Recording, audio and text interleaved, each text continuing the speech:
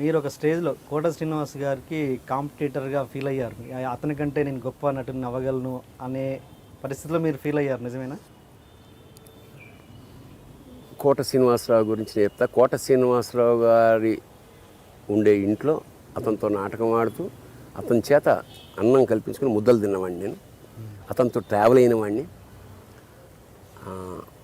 త్రికరణ శుద్ధిగా ఒకటి చెప్తా అంటే కోట శ్రీనివాసరావు నాకన్నా కాదు, చాలామంది కన్నా గొప్ప నటుడు. Okay. He was never a competition to me. అయితే నన్ను అతనికి కాంపిటీషన్గా చెస్ ప్లేయర్ లాగా అది పావు తీసి నన్ను పెట్టడానికి కొంతమంది ప్రయత్నం చేశారు. అది ఆయన బాధపడ్డాడు. స్వయంగా ఇంటికి వచ్చి నేను ఫ్లైట్లో దిగ్గానే ఇంటి ముందున్నాడు. కోట శ్రీనివాసరావు గారు మా ఇంటికి వచ్చాడు ఏమిటి? వ్యక్తిగా గురించి మాట్లాడలా. వ్యక్తిగా 1,00,000 మైనస్ ఉండొచ్చు. యాక్టర్గా hats off to him any day. నాకన్నా చాలా గొప్ప నటుడు. నాకన్నా కాదు, చాలామంది కన్నా గొప్ప. వెయిటింగ్ ఇంకా ఏమయ్యా భరణి, ఆ వేషం నువ్వు వేస్తున్నావు కదా, వెయ్యకు.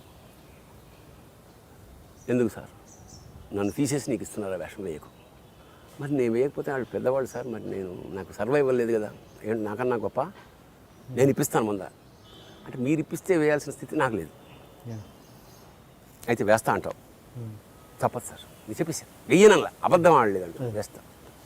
మీకన్నా గొప్పగా వేసాను లేదా అది పక్కన, నిజానికి గొప్పగా వేయలేదు. కోట శ్రీనివాసరావు వేసి ఉంటేనే ఆ సినిమా బాగుండేది. అంచేత కోట శ్రీనివాసరావు ఈక్వల్ కూడా చాలా రంగస్థలం కూడా మేము షేర్ చేసుకున్నాం.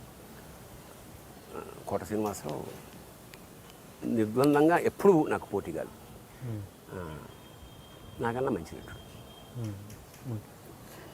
ఎందుకు అది ఆ సినిమాలోంచి ఎందుకు వద్దనుకున్నారు కోట గారు? వాళ్ళకి ఏదో ప్రాబ్లమ్స్ వచ్చాయి, వాళ్ళ డబ్బా ఒక్కొక్క వ్యక్తి అంటాడు, క్యారెక్టర్ అంటాడు. అది అతను వచ్చాడు, మీరు వేయాలి వేషం అండి. నేను నైట్స్ అయితే నేను చేయనయా, 20 నైట్స్ నేను ఎక్కడ చేస్తాను, మీరే వేయాలి సార్, లేకపోతే ఇంకెవరికి వెళ్ళాలి, కోటకి వెళ్ళాలి. అది ఎవరికి వెళ్తాను, అది వెళ్ళి లేదు సార్, నేను మీరైతే నైట్స్ కాకపోతే దాన్ని కొన్ని డేస్ చేసుకుంటా, కానీ నేను పడలేనండి అతనితో, మీరే నిన్ననే ఆయన బర్త్డే, నేను విష్ చేసి ఎత్తలేదు. సరస్వతి పుత్ర నమస్కారం అంటుంటాడు. ఎందుకంటే నాటకాల్లో నేను ఆయన డైరెక్ట్ చేశాను. ఇట్లా చేస్తే కోట శ్రీనివాసరావు మహానటుడే, కానీ నాటకాల్లో మాకన్నా ఏం కాదు. మేము చాలా గొప్ప నటులు, రంగస్థలం మీద మేము చాలా గొప్ప నటులు, చాలా పాపులర్ మేము కోట శ్రీనివాసరావు కన్నా. సినిమాల్లో చాలా గొప్ప. ఏంటి తేడా అక్కడికి ఇక్కడికి? అంటే మా పాత్రలు ఇప్పుడు అతనికి క్లిక్ అయిన తర్వాత మంచి పాత్రలు రాస్తారు, మంచి పాత్రల వల్ల ఎలివేట్ అవుతాడు. ఇప్పుడు అంతే కదా. ఇప్పుడు ప్రకాష్ రాజ్లా చేసేవాళ్ళు చాలామంది ఉన్నారు, కానీ ప్రకాష్ రాజ్ కోసం రాసే పాత్రల వల్ల అతను ఎలివేట్ అవుతాడు. అది అంతే కెపాసిటీ ఉన్న పక్క వాళ్ళు కూడా రాణించలేరు. పాత్ర వీక్ అయితే, బలహీనమైన పాత్ర. మరి మీకు కోట గారికి ఇచ్చిన పాత్ర మీకు ఇచ్చారుగా, ఇప్పుడు ఏదైతే ఇప్పుడు సిచ్యువేషన్ చెప్పారో మీరు, అది నేను చేయలేకపోయా ఆ స్థాయిలో. ఆడు కొన్ని పట్లు ఉన్నాయి, కొంత గాంభీర్యం కొన్ని ఉన్నాయి, కొన్ని పట్లు నేను ఇప్పుడు అతడిలో నా వేషం అతను చేయలేకపోవచ్చు కదా, యమనీల్లో వేషం అతను చేయలేకపోవచ్చుగా. అట్లా కొంతమంది కొన్ని పాత్రలు బాగా చేయగలరు, అట్లాగా ఎక్కువ పాత్రలు వాడు బాగా చేయగలరు. మన సెంటిమెంట్ నేను ఎక్కువ బాగా చేయగలను, అట్లా అంతే తప్ప.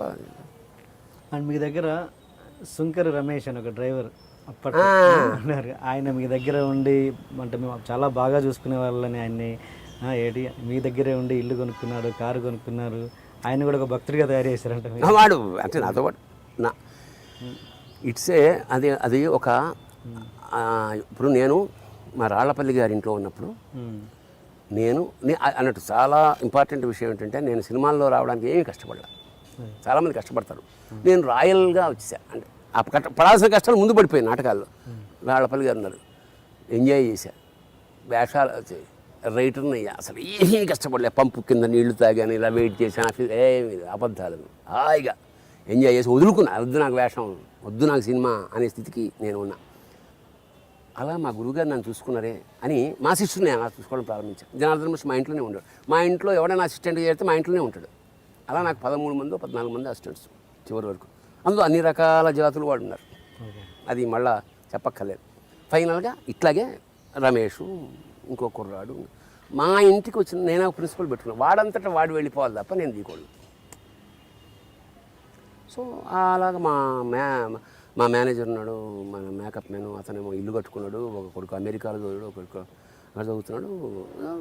కంఫర్టబుల్ నా అంటే మన that's what maximum we can do. మనం ఏమి ఇచ్చాము వాళ్ళకి, మనకు పని చేసినందుకు కృతజ్ఞత చూపించుకున్నాం. మనతో కుటుంబ సభ్యులండి, ఇంకా మన ఇంటికి ఎవరైనా వస్తే వాడు you will become a family member కథం. అంత కంఫర్ట్లో ఫీల్ అయిపోగలరు. ఒక మామూలు డ్రైవరు ఇల్లు కొనుక్కోవడము, కారు కొనుక్కోవడము, అదంటే మీరు హెల్ప్ చేస్తేనేగా అంత. అవును సార్, అవసరాన్ని బట్టి చేసాము. పెద్ద ఉంది కదా, అవకాశం ఉంది కదా. చెప్పే కదా, ఇప్పుడు ఇంకా చేస్తా. ఎందుకంటే అప్పుడు 30%లో నాకు తెలియక వాడు 1,00,000 అడిగితే నేను 50,000 ఇచ్చానేమో. ఇప్పుడైతే 1,00,000 2 ఇస్తా. అదే అసలు నేను ఇవ్వడంలో ఉన్న హాయి నాకు నేను పట్టేసుకున్నా కదా, ఆ మజా వచ్చేసింది నాకు. అది అందరూ చేయమని చెప్తా. అండ్ మళ్ళీ సినిమా పరంగా వస్తే త్రివిక్రమ్ గారి సినిమాల్లో 99 నుంచి మీరు చేస్తున్నారు. ఈ మధ్య వరుసగా 2 సినిమాల్లో చేయట్లేదు. ఏంటి రీజన్ ఏంటండి? డేట్లు కుదరలేదు ఫస్ట్ పని. అంతేనా? ఏం లేదు, సిద్ధుకి ఈజ్ వండర్ఫుల్ ఇంటలెక్చువల్. మా ఇంటికి వస్తుంటాడు. నిజానికి నేను మిథునం సినిమా చేస్తున్నప్పుడు చేయగలనా లేదా, ఇంకా నెక్స్ట్ వీక్లో నేను చేయగలనా లేదా అని డైలమా వస్తున్నప్పుడు నాకు కొంచెం సపోర్టింగ్గా సక్సెస్ఫుల్ డైరెక్టర్ కదా అని మా ఇంటికి పిలిచారు. మీరు తప్పు ఏమైనా చేస్తానా అంటే, రాంగ్ షాట్లు తీస్తానా భయంగా ఉంది, నాకు అంత నాలెడ్జ్ లేదు. మీరు తీసే రాంగ్ షాట్లే నాకు కావాలి, నాకు రాంగ్ అని మీకు ఎక్కడ తెలుసు, తీయండి అని ఆ ధైర్యం కూడా ఉంది. సో లేకపోవడానికి కేవలం డేట్లు ఇంకోటి డేట్లు మంచి వేషం ఒకవేళ లేకపోతే కొంతమంది డైరెక్టర్లు నాకు ఇవ్వరు. ఇవి ఎందుకు ఈ వేషం వేస్ట్ అని. అలా వర్మ చాలా ఇవ్వలేదు, చాలా ఇచ్చాడు. ఇప్పుడు గాయం మళ్ళీ పిలిచాడు, నీ వేషం నువ్వే చేయాలి.